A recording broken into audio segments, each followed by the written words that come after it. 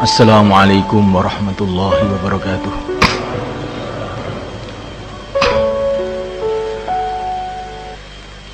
Innal hamdalillah nasta'inuhu wa nastaghfiruhu wa nu'minu bihi wa natawakkalu alayhi wa na'udzu bihi min shururi anfusina wa min sayyiati a'malina.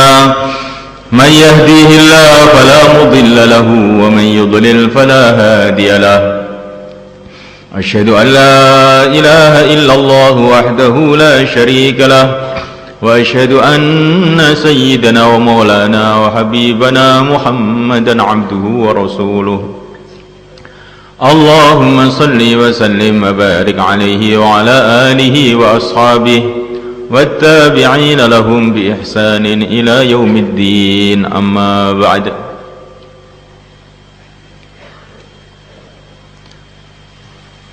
Bapak-bapak, ibu-ibu, santri-santri semua, akramakumullah wa rahimakumullah.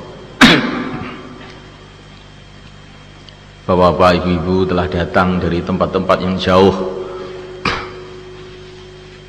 tentu dengan pengorbanan-pengorbanan yang besar, bersusah payah, naik kapal, naik bis, pesawat terbang dan lain sebagainya, yang biayanya tidak sedikit. Bahkan ada tadi wali murid dari Kalimantan, dia cerita untuk datang ke sini dengan anaknya, satu rumahnya dijual. Masya Allah.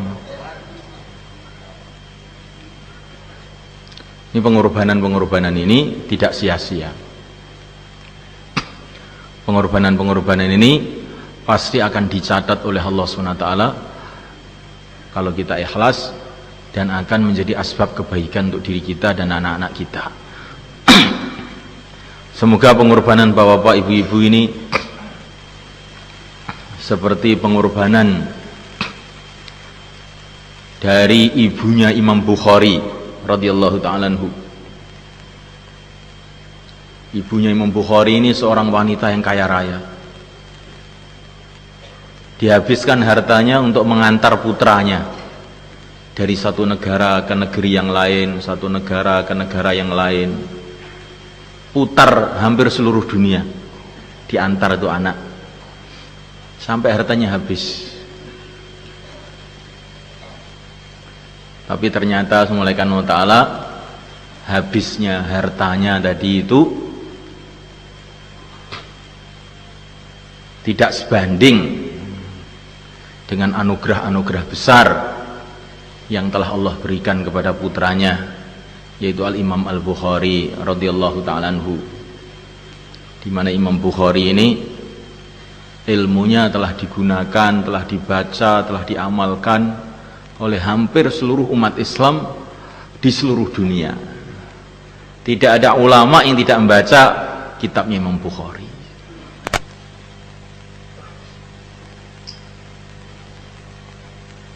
Namuliakan Allah SWT,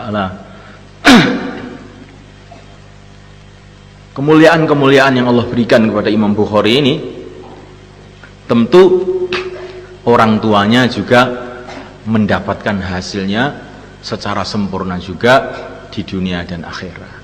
Semoga kita seperti itu juga semuanya.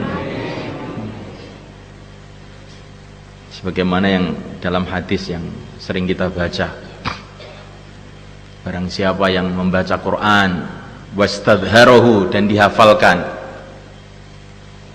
kemudian menghalalkan yang halal, mengharamkan yang haram, maka Allah Subhanahu wa ta'ala akan memberikan dia derajat di sisi Allah, sehingga dia akan diizinkan untuk memberikan syafaat kepada 10 keluarganya yang telah wajib masuk neraka. Jadi satu orang didaftarkan untuk menghafalkan Quran, itu berarti mendaftarkan 10 orang dari keluarganya. Berarti bayarnya harus 10, mestinya begitu. Karena yang didaftarkan itu sebetulnya 10, bukan hanya satu orang. Bagaimana semua kan? Ini guyonan saja yang mulai kan. Nah, nanti sungguh-sungguhan nih. Wah, ini di Temboro sekarang daftarkan satu orang harus bayarnya 10. Wah, gawat ini nanti. Kalau bapak-bapak pahamnya begitu itu ya terserah ya.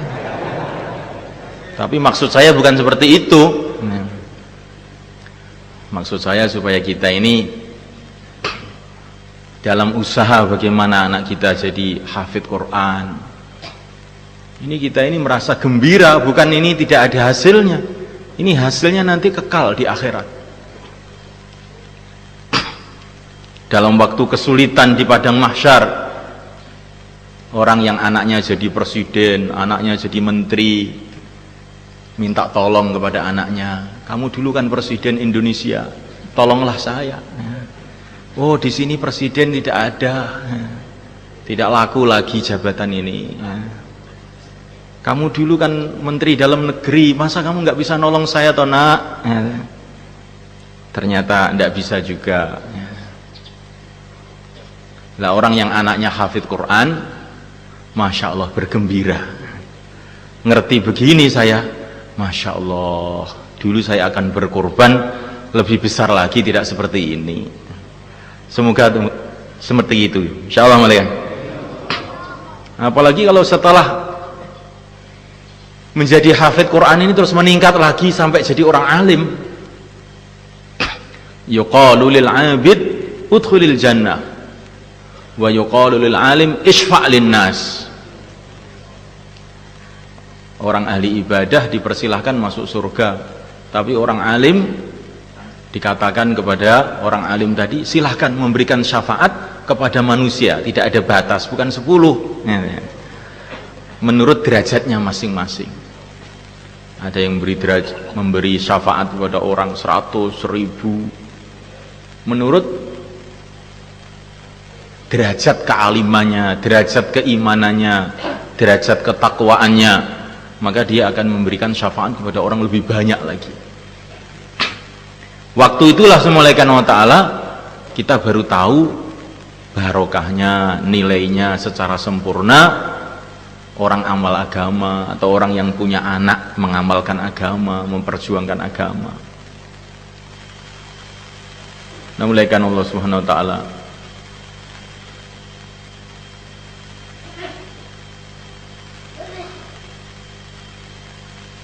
Maka bapak-bapak, ibu-ibu yang kami muliakan, untuk supaya anak-anak kita ini berhasil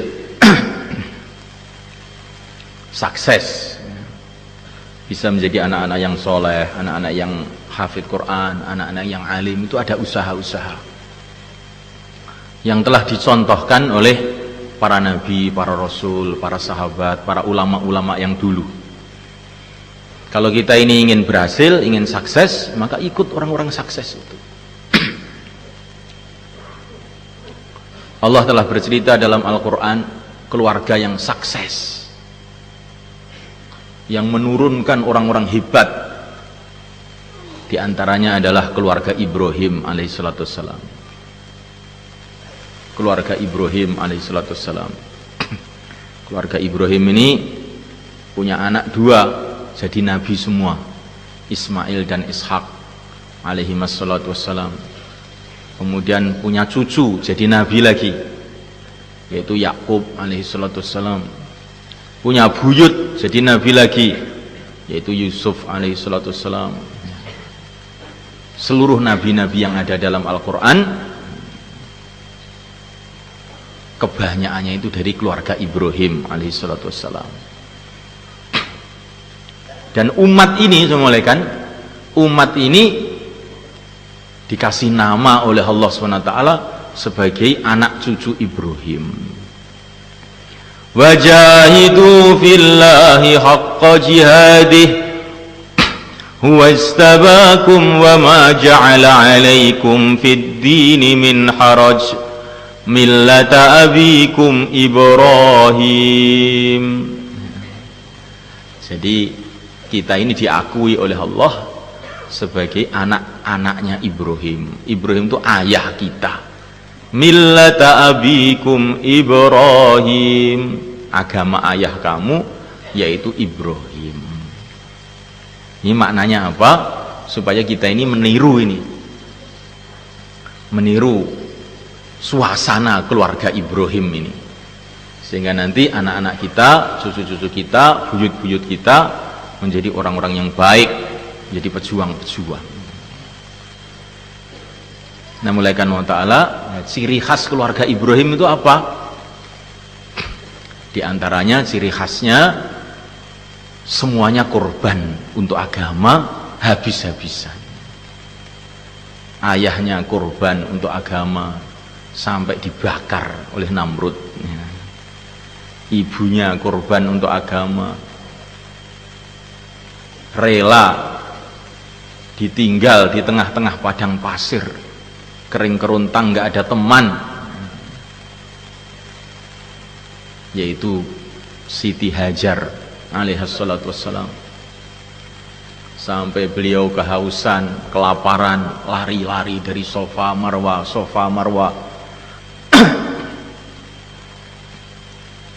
Dan ini diabadikan sehingga seluruh orang yang haji, siapa saja, apa itu nabi, apa itu rasul, apa itu wali-wali, semua orang Islam kalau haji harus merenungi ini pengorbanan Hajar, lari-lari dari Safa dan Marwah. Inna Safa wal Marwata min sya'airillah faman hajjal baita aw i'tamara fala junaha alaihi ay yattawafa bihima wa man tatawwa'a khaira fa innallaha syakirun alim. Kalau kita haji itu semua orang baca ayat itu. Allah berfirman bahwa Safa dan Marwah ini syiar agama Allah.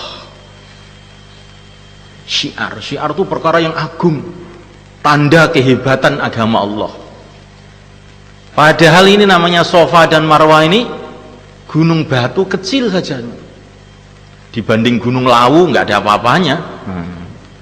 Gunung Lawu itu ada sarangannya, telaga Sarangan, yang airnya begitu jernih, pohon-pohonnya begitu rindang, hijau royo-royo, sehingga orang-orang banyak datang ke sana melihat keindahan Gunung Lawu.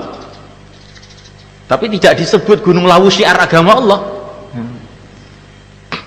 Apalagi di India, Himalaya lebih besar lagi, tidak ada Himalaya syiar agama Allah. Tapi Gunung Safa dan Marwah yang kecil nih, dan nggak ada tumbuh-tumbuhannya sama sekali, dikatakan syiar agama Allah. Kenapa saya mulaikan? Karena disitulah tempat pengorbanan seorang wanita yang dicintai oleh Allah, yaitu Siti Hajar alaihissalatu wassalam. Kayak begitu, korban, ayahnya korban, ibunya korban, anaknya juga korban juga, anaknya korban juga, sehingga siap disembelih untuk agama Allah. Sekarang di pesantren kita ini ada ujian ibtidaiyah, tsanawiyah, aliyah, dauratul hadis, ujian tahfidzul Quran. Tapi keluarga Ibrahim ini ada ujiannya yang lebih berat.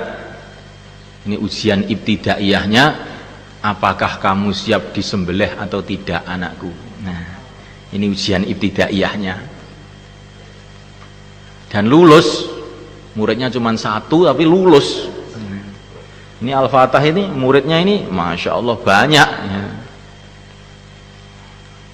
Kalau dalam ujian-ujian keilmuan, alhamdulillah banyak juga yang lulus. Tapi kalau diuji siap disembelih atau tidak, ini nggak tahu apa ada yang lulus apa enggak gitu. Bagaimana santri-santri ini?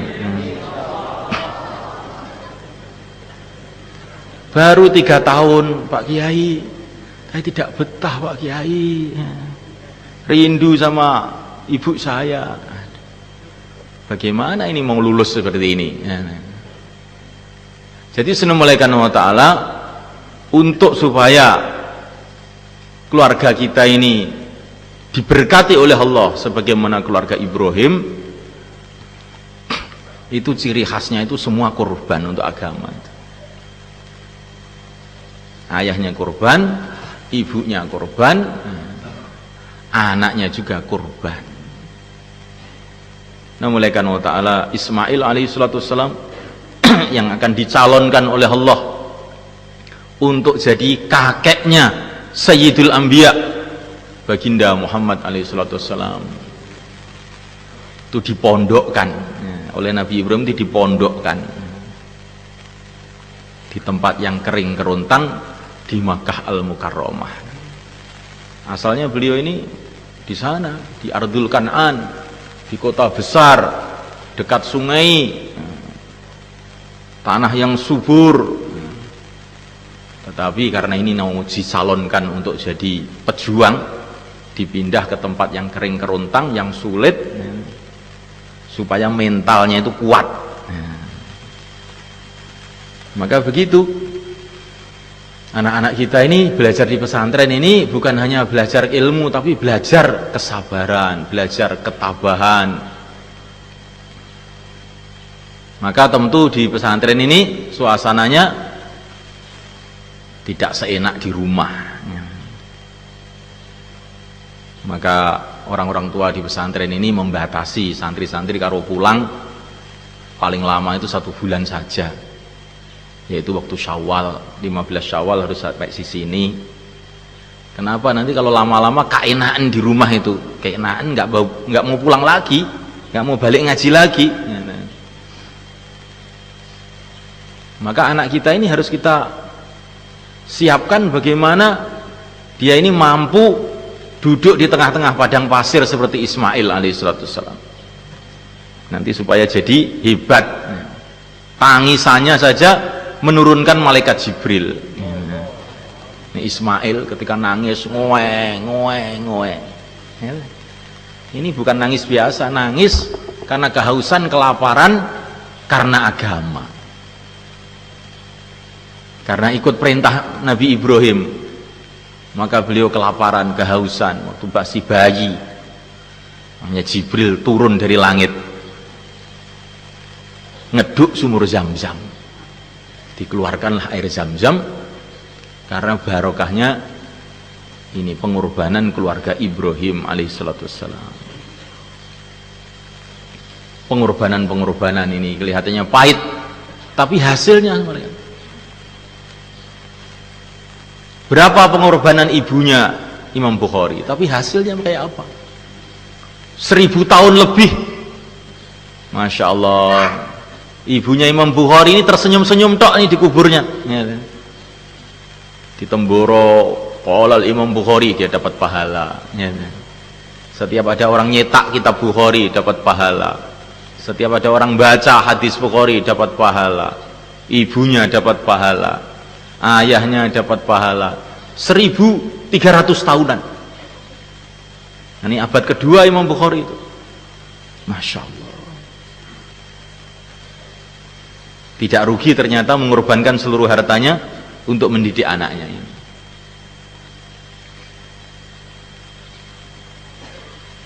Namulakan wa ta'ala. Itu ciri khas kehidupan keluarga Ibrahim, ke pengorbanan.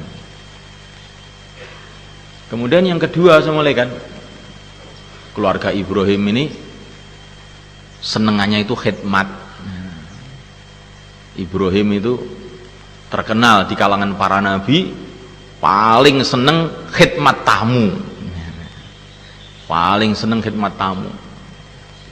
Maka Nabi mengatakan, kalau orang tidak mau ikram tamu, bukan termasuk golongan saya, dan bukan pula termasuk golongannya Ibrahim. Karena Nabi Ibrahim terkenal paling seneng khidmat tamu. Beliau ini tidak bisa makan kalau belum ada tamu. Kalau nggak ada tamu, beliau mencari tamu, pergi kemana-mana. Kalau sudah dapat tamu baru bisa makan. Ini makan sendirian tuh nggak bisa. Nah, ternyata ini sifat Ibrahim yang demikian ini dimiliki juga oleh istrinya yang namanya Sarah. Masya Allah, diceritakan dalam Al-Quran, begitu ada tamu, Nabi Ibrahim langsung nemui istrinya. Ternyata Masya Allah, istrinya sudah siap dengan makanan yang paling lezat, bi'ajlin hanir, anak sapi yang dipanggang, namanya pedet ya. Tapi sudah dipanggang. Di Temboro ini banyak pedet juga tapi nggak dipanggang, lari-lari terus ya. Pedet yang dipanggang. Maka di tengah-tengah istrinya khidmat, dapat berita gembira dari Jibril alaihissalam. Fabasyarnaha bi ghulamin alim. Diberi kabar gembira bahwa akan dikasih anak yang alim. Padahal ini belum hamil, anaknya belum lahir, tapi sudah dikasih ijazah duluan. Anaknya akan alim. Jadi anak alim itu bukan dimulai dari pesantren sebetulnya, dimulai dari amalan-amalan kita sebelum punya anak. Kalau itu sudah kelewat Pak ya. Maka sekarang dikodok ya, harus dikodok ini. Ngodoknya bagaimana? Keluar 4 bulan, ini diantara cara ngodoknya itu.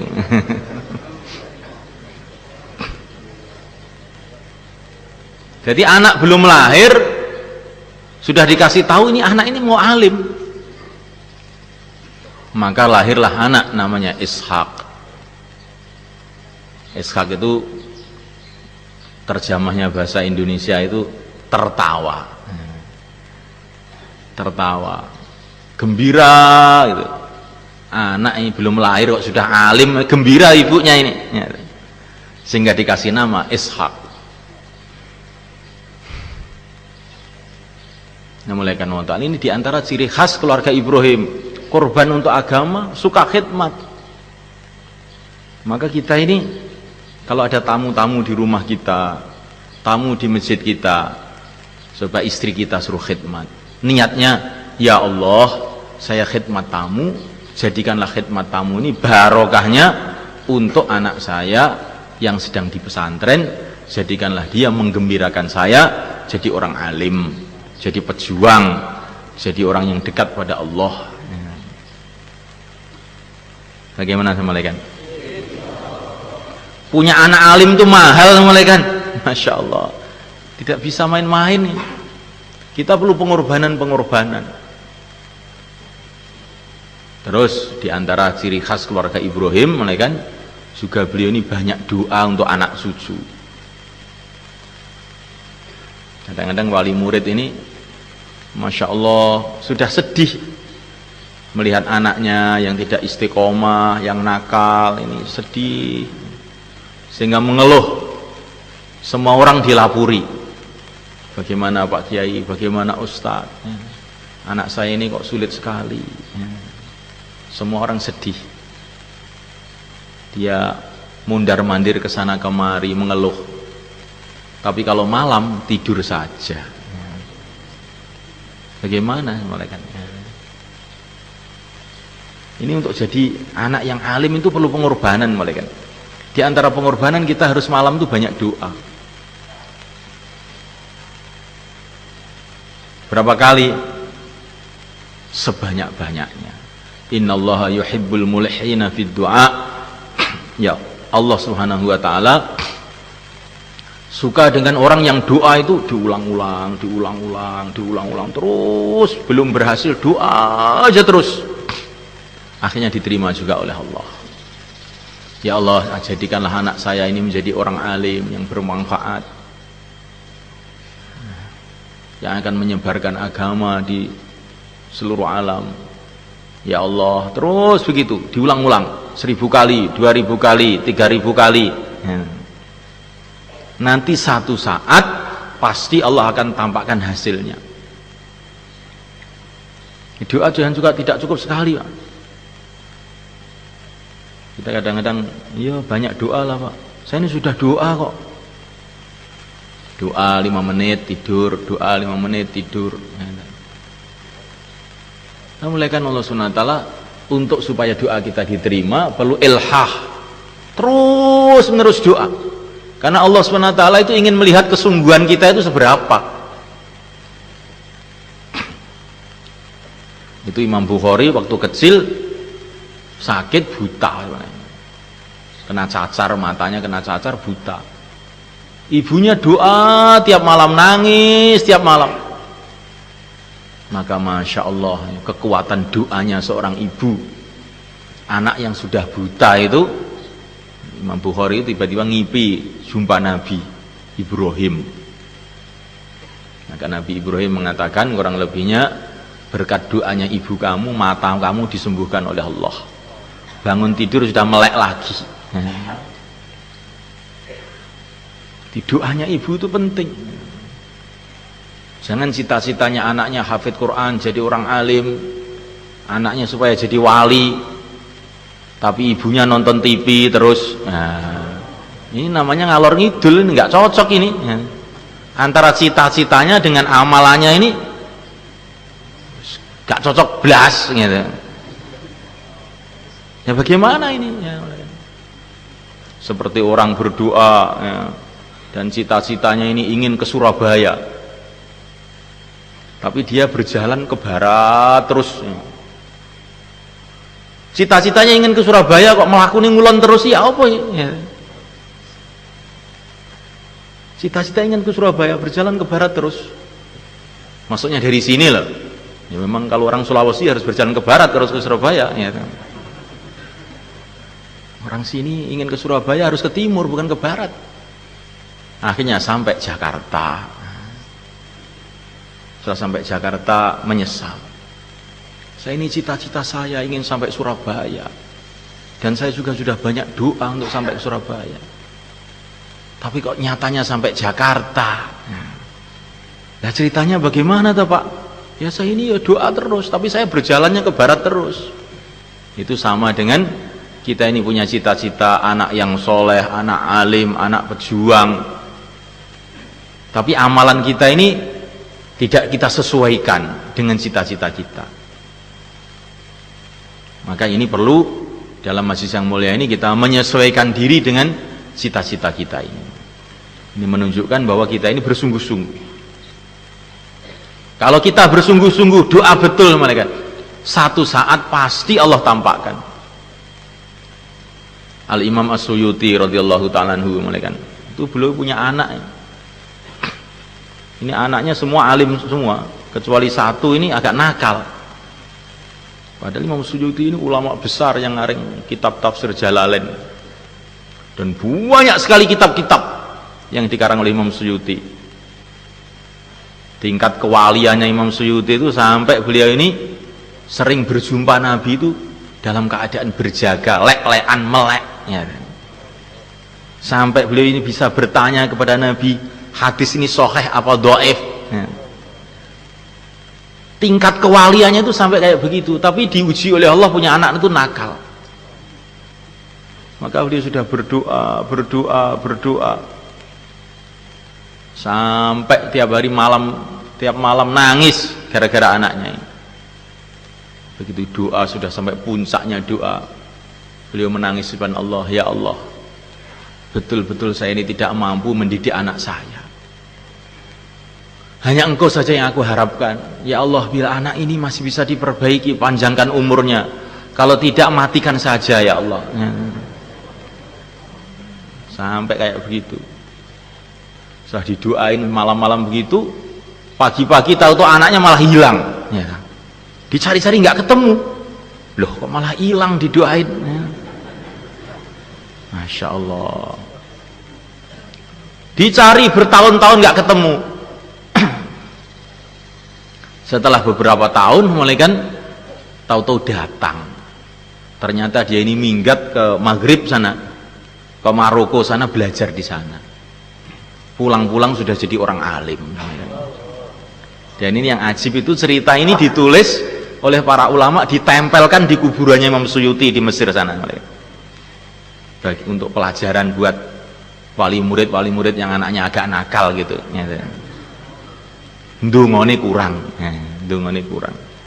Kalau doanya itu sungguh-sungguh terus-menerus.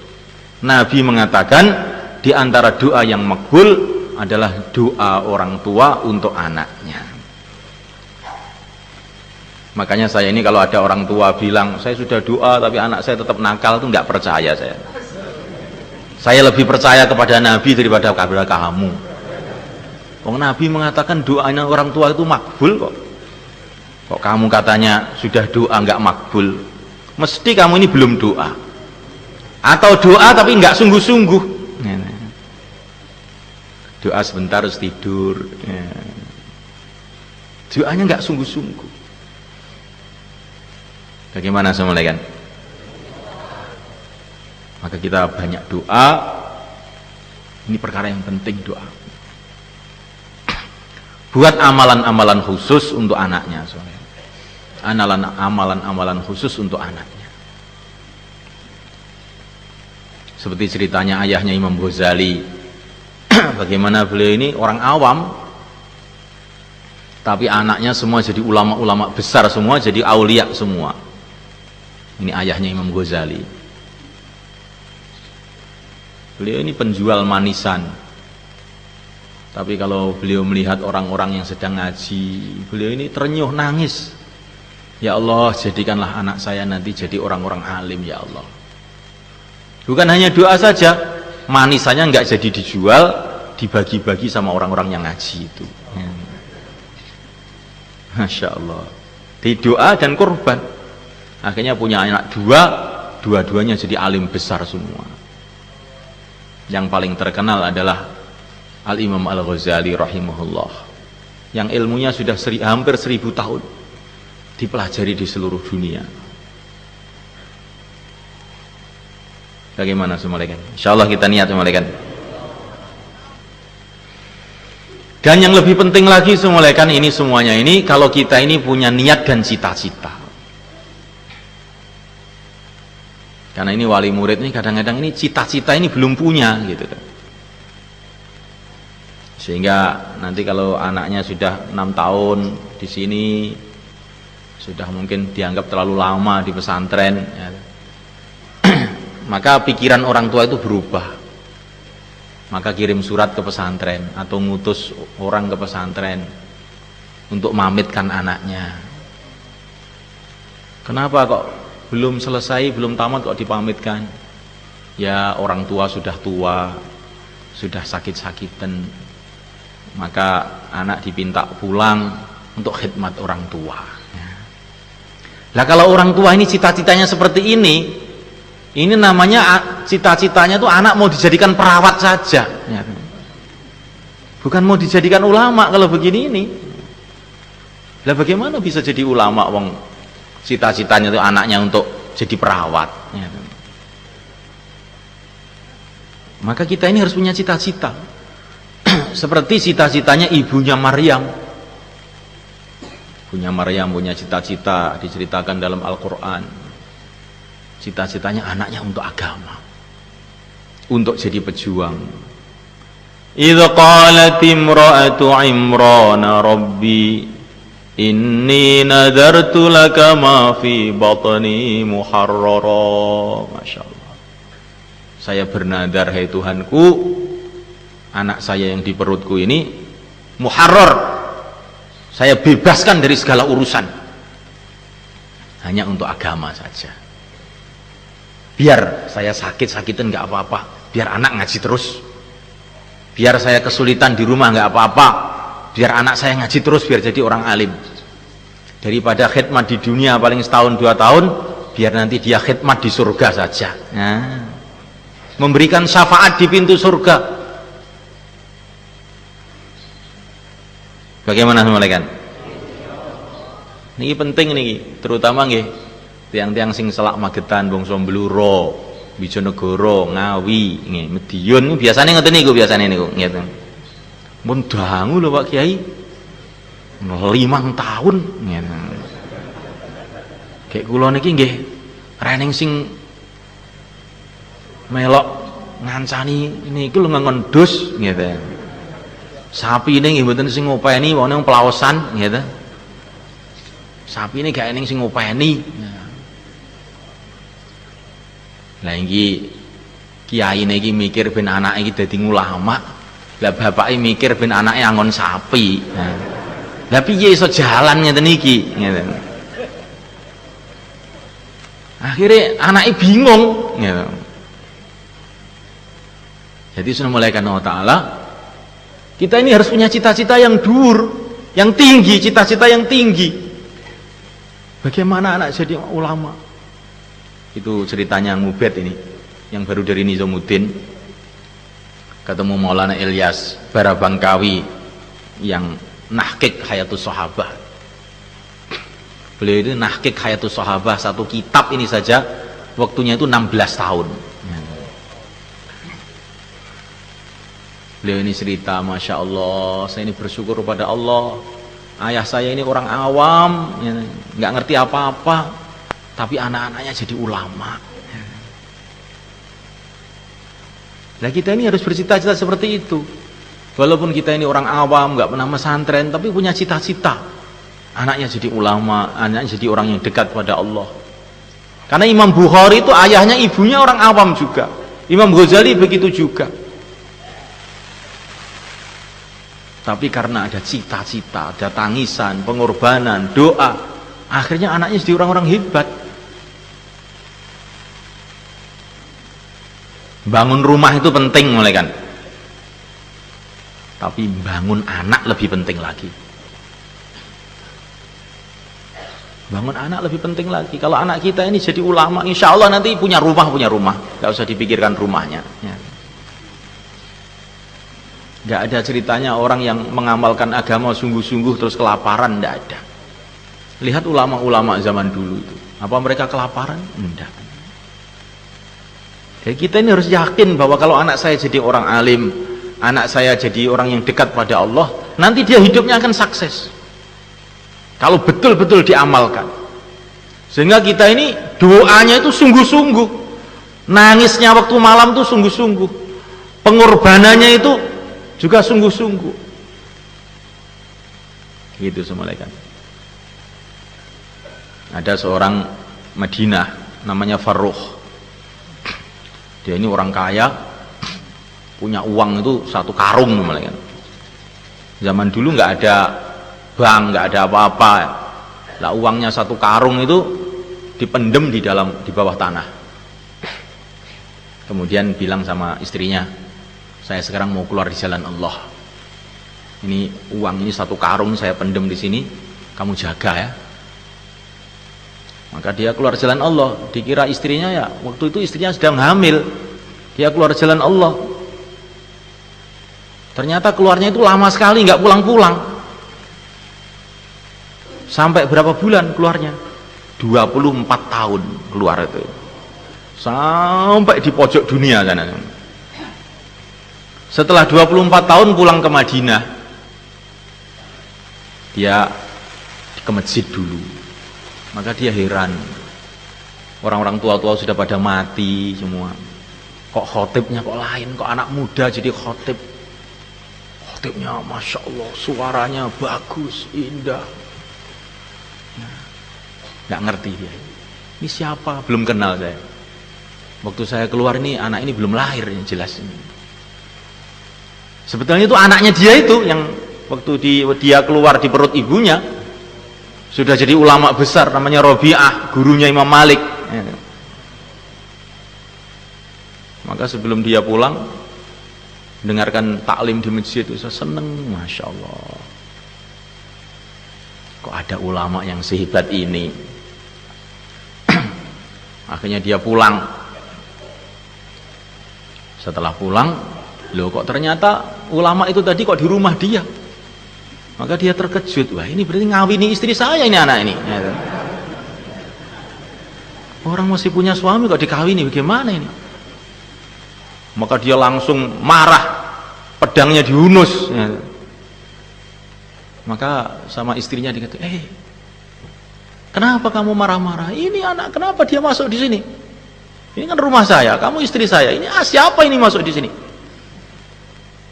Maka istrinya, itu anak kamu, katanya. Maka dia nangis, duduk lama-lama di rumah dan tanya sama istrinya, Lah uang saya 1 karung itu dulu di mana? Maka istrinya bilang, sekarang saya suruh pilih kamu. Pilih anak yang alim seperti Robi'ah itu, apa pilih uang 1 karung? Ya milih anak alim toh, katanya. Itu uang 1 karung sudah saya habiskan semua untuk membiayai anak kamu itu. Ya sudah lah gitu, katanya. Jadi sudah mulaikan Allah SWT. Jadi untuk supaya punya anak yang soleh, anak alim itu perlu pengorbanan dan perlu cita-cita. Pengorbanan itu akan mudah kalau orang itu punya cita-cita. Bangun malam itu akan mudah kalau orang itu punya cita-cita, anaknya pengen jadi orang hebat, pengen jadi orang yang dekat pada Allah, jadi pejuang, jadi orang yang menyebarkan agama Allah. Begitu semuanya kan.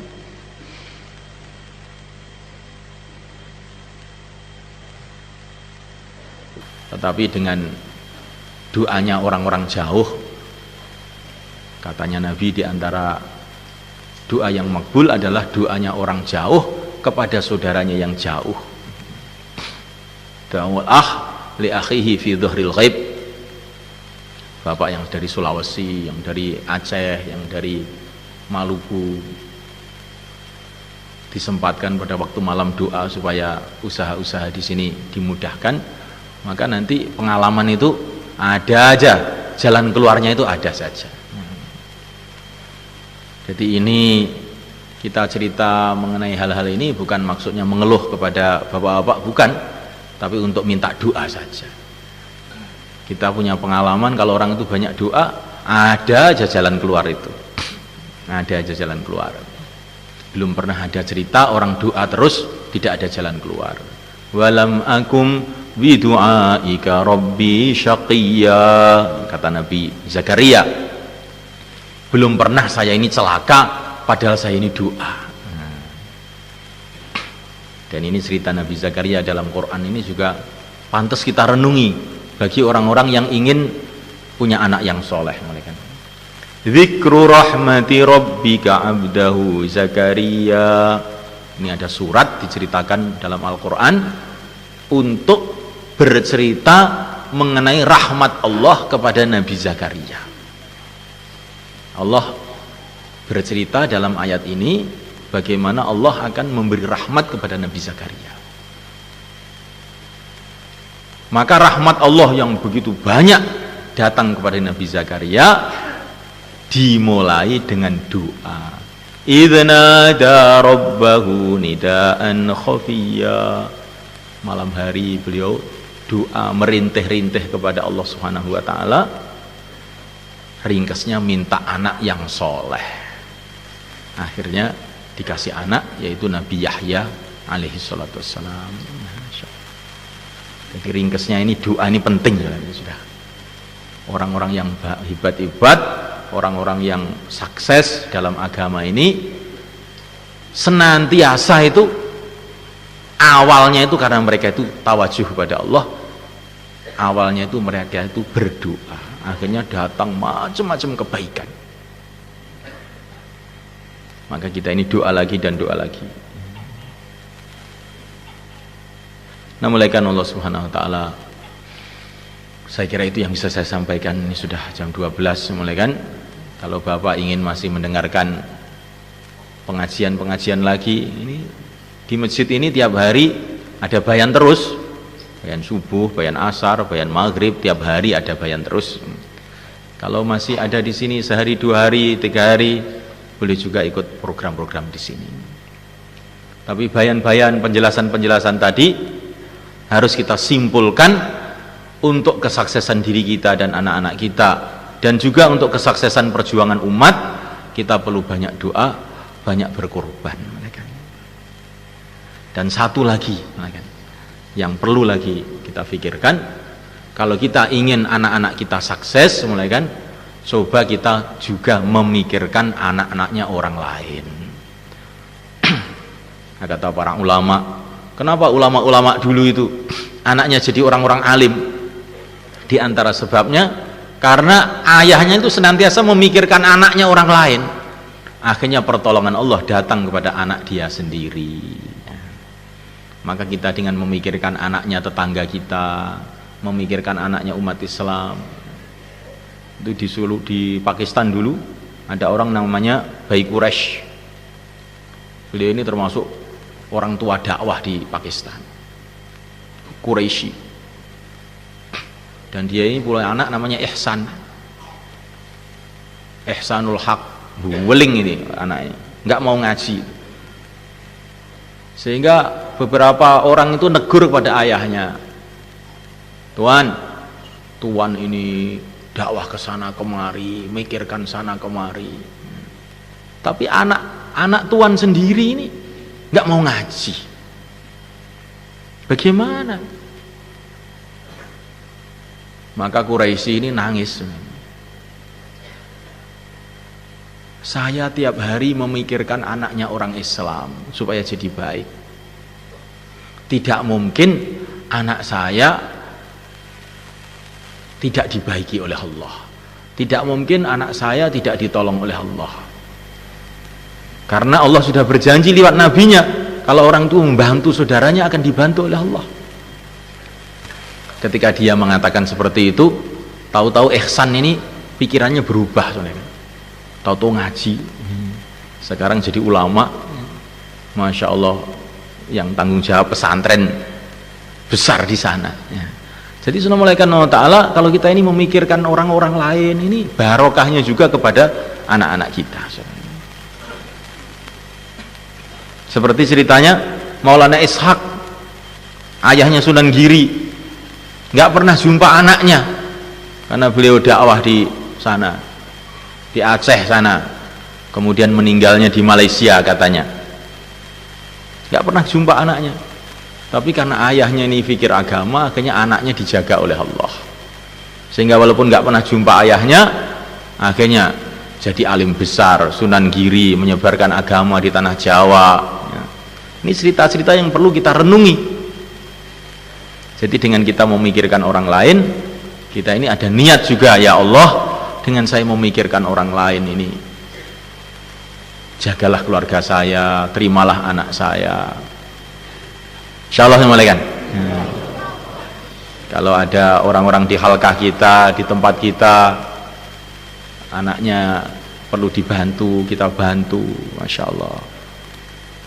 Dan diniati, karena amal itu menurut niatnya, diniati supaya bantuan-bantuan ini mendatangkan bantuan Allah kepada anak-anak kita.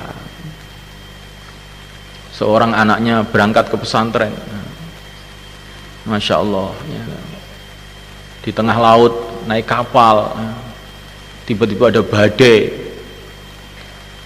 maka ayahnya yang di rumah itu merasa resah, ada apa ini?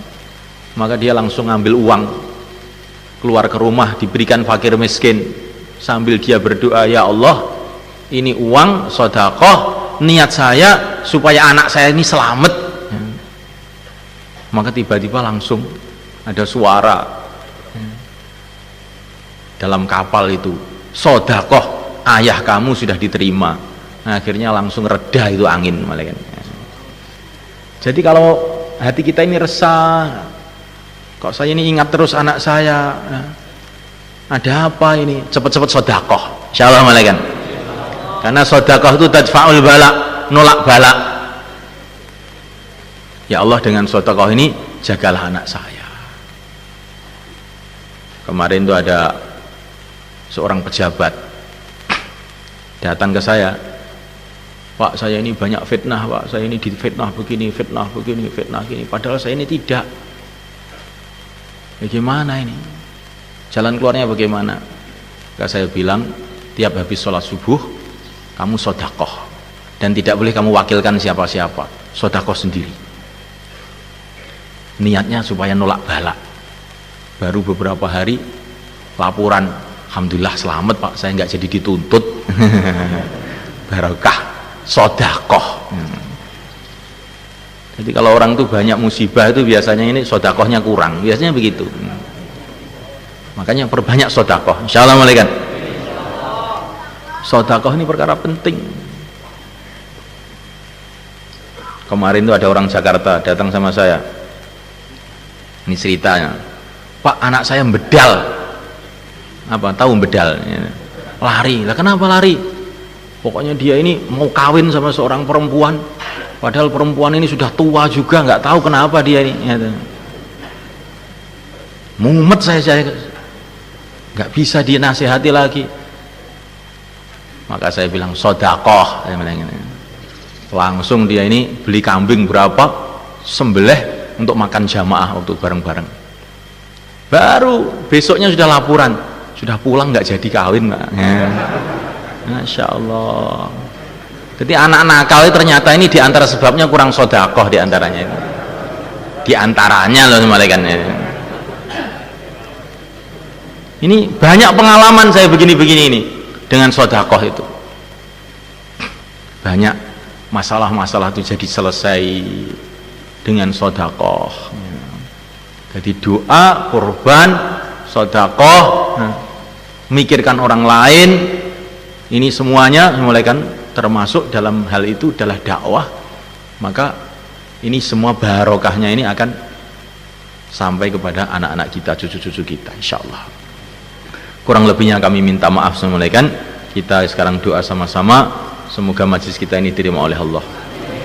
Al-Fatihah. A'udzubillahi minasyaitonir rajim.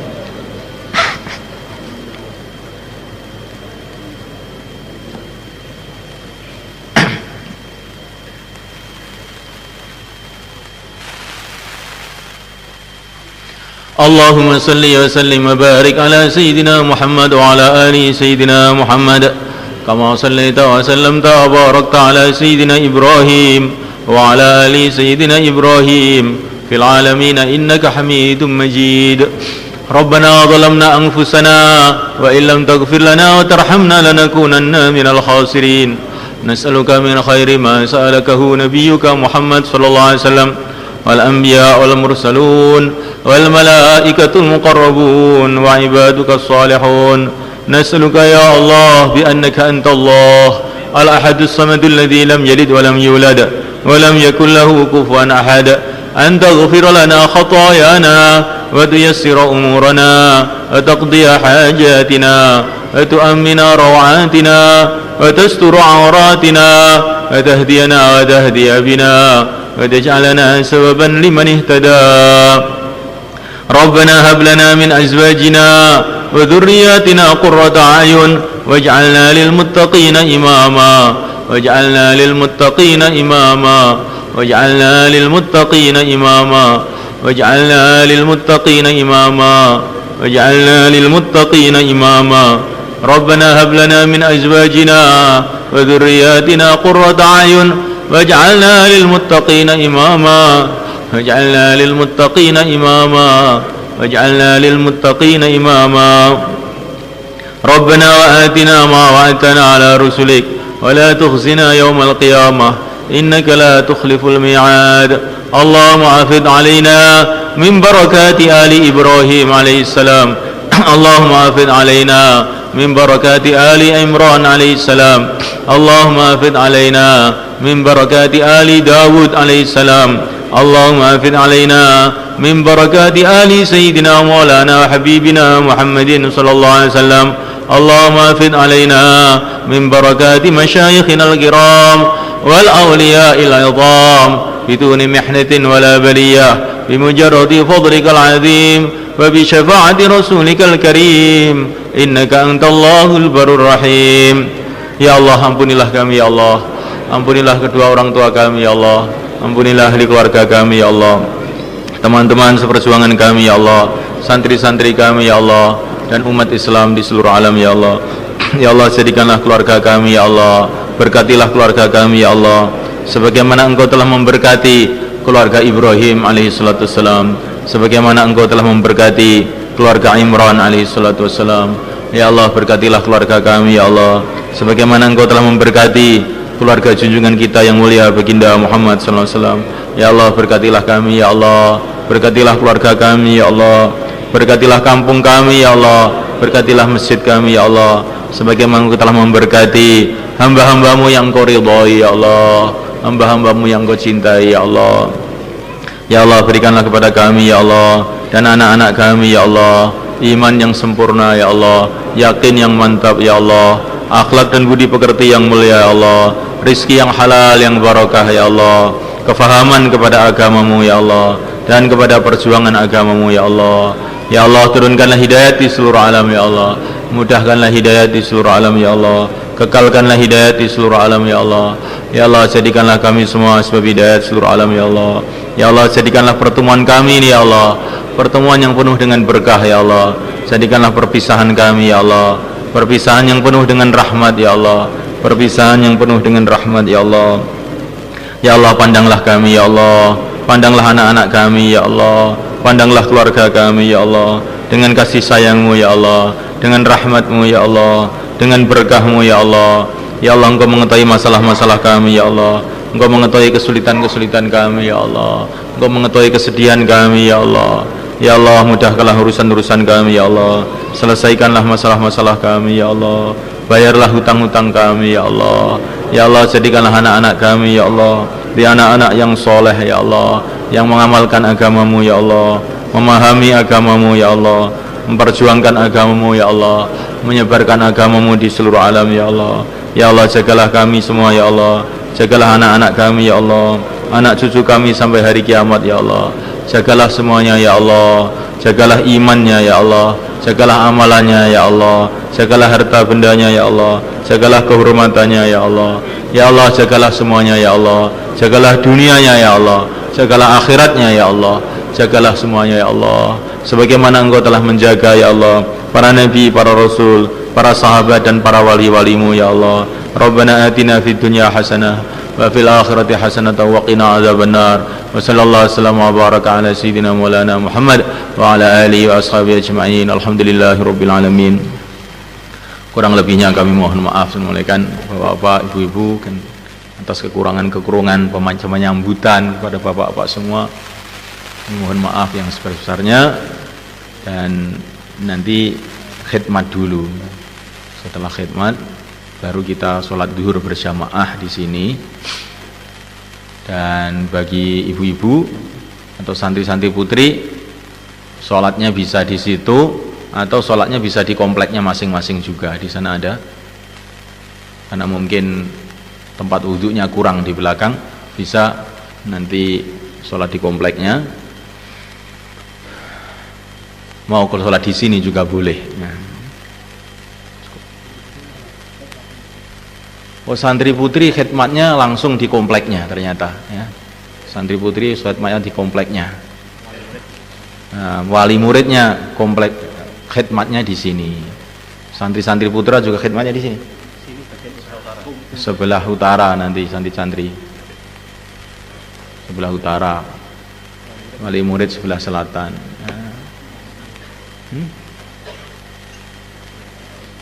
Nanti Pak Mamun biar mengilankan jelas.